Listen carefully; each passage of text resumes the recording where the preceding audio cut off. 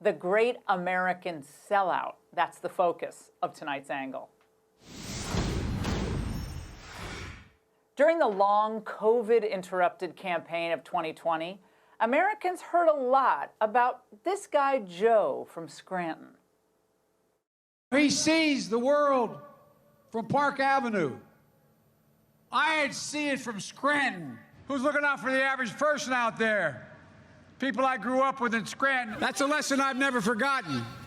When I grew up surrounded by a lot of hard-working folks in Scranton, Pennsylvania. Sadly, millions of voters took him at his word because they didn't know about his nearly 5 decades in office, pushing all these policies that are very pleasing to big business and bipartisan establishment figures. These are policies that ended up robbing hardworking Americans of their wealth and their opportunities. Biden's family, meanwhile, raked in the dough, trading on his name and his political position at home and abroad. Of course, the media didn't care. They can't care about reporting any of this because the media is corrupt. To blow the lid on Joe would mean blowing the lid on themselves for their complicit silence through all these years, despite, of course, they care so much about the little people too, the media. Well, the worst thing about all of this is that for his entire career, and especially during the past few years, Joe put on a big show. He was claiming to be the guy who cared so much about the middle class. There will be no government contracts given out on my watch that don't make all of their products here in America. Millions of new high-paying union jobs. I'm sick of the wealthy guys gaming the system. The power to change this country is in your hands. In your hands. Your hands. Well, of course, the rejoinder to all of that was and is, so why didn't you do any of this in the last 47 years? Or at least, let's say, in the 8 years that you were vice president. And come on, should Joe actually assume the presidency? Don't expect the press to do its job in holding him to his word on any of these made in America promises. They know they're lies. They know they're all lies, and they're designed to placate the working class and older Americans who just a few years earlier had voted for Trump. Well, the fact is, right now, Biden plans to reverse nearly all of the president's hard-won successes for working-class Americans. Most importantly, Trump's successes on trade and immigration.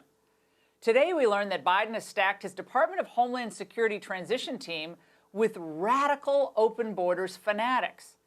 For instance, the head of the agency review group is Ur Jadoo, former chief counsel at the U.S. Citizenship and Immigration Services under Obama.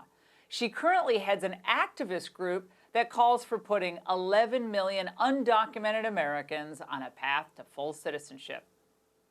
And if you thought such a sweeping change to America would just require actual legislation passed through both houses of Congress so there could be compromise and work between the parties, well, key Biden allies just don't see it that way. Extend the olive branch, let them know what your programs are, ask them to join, and if they don't, then let's go with the executive order. I used to say that to Barack Obama all the time, and I'm saying that here.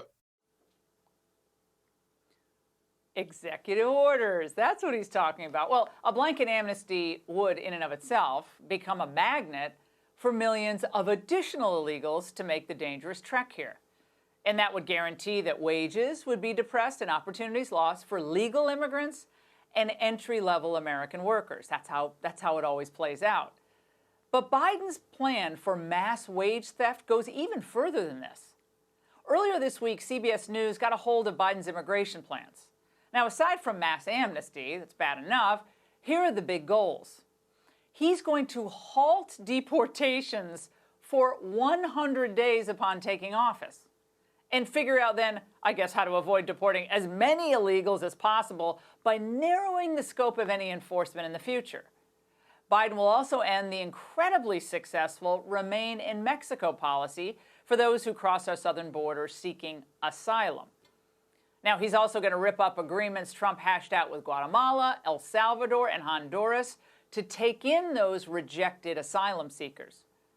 Biden will raise the cap on refugees as well. So right now, we take in about 15,000 a year from all across the globe. He's going to raise it to 125,000 annually. And he's also going to eliminate the travel restrictions on people coming from terrorist hotbeds that Trump put into place years ago. Now, every one of these actions are going to lead to either a more dangerous America or lower wages for working-class Americans, including, as I said, immigrants and minorities who obey the laws, just want to earn a decent wage for a hard day's work. Biden's wealthy backers, though, they believe that honest Americans must always sacrifice and never complain, don't you dare complain, about welcoming in more illegal immigrants into the country. Now remember, big tech was livid when Donald Trump put a freeze on what are called H-1B visas back in June. What Trump wanted to do was protect American tech jobs instead of allowing a flood of foreign tech workers into the country.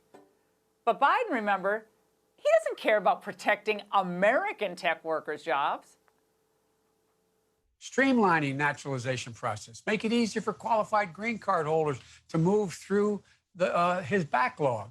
And by the way, he just indicated he ended H-1B visas the rest of this year. That will not be in my administration. The people on the coming these visas have built this country. So massive unemployment under Joe's future lockdowns and more people coming in for fewer jobs. That's great. But of course, with Joe, things always get worse.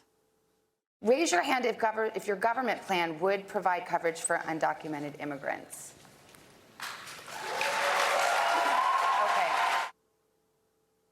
I love the hand raises. Free health care for people who break the law.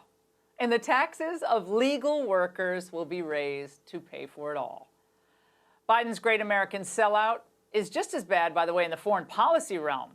He has a national security team that is basically uninterested in the whole national part of its duties.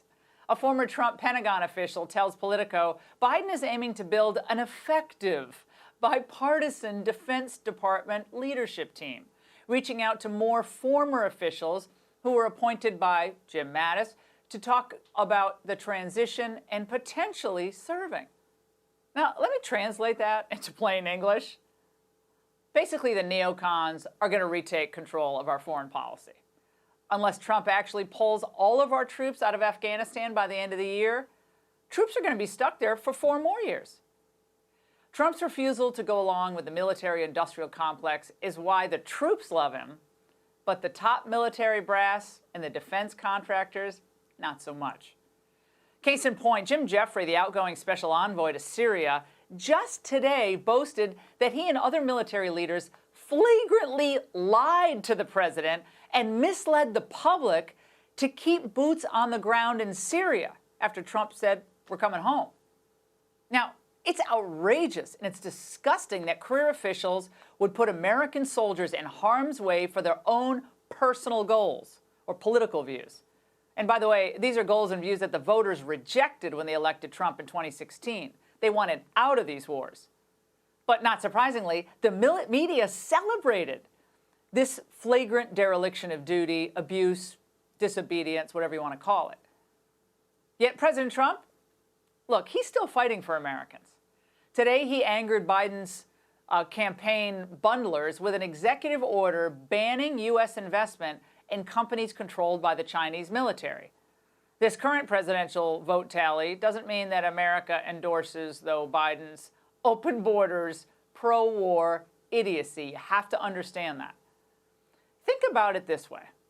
The GOP cleaned up in state legislatures. They flipped at least 10 House seats? Didn't lose in a single incumbency?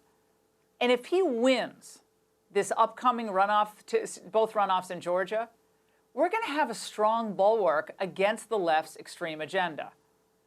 And tomorrow, we're going to see that America First energy on full display when Trump supporters, apparently from across the country, descend on D.C. to demand accountability and transparency about this contested election. Remember, 4 years ago, the media hailed the Women's March as a repudiation of Trump's election. So will the media provide the same type of narrative this weekend? The resistance has a new face. And this time, they're resisting Joe Biden, his handlers, his donors, and all their efforts to sell out America. And that's the angle.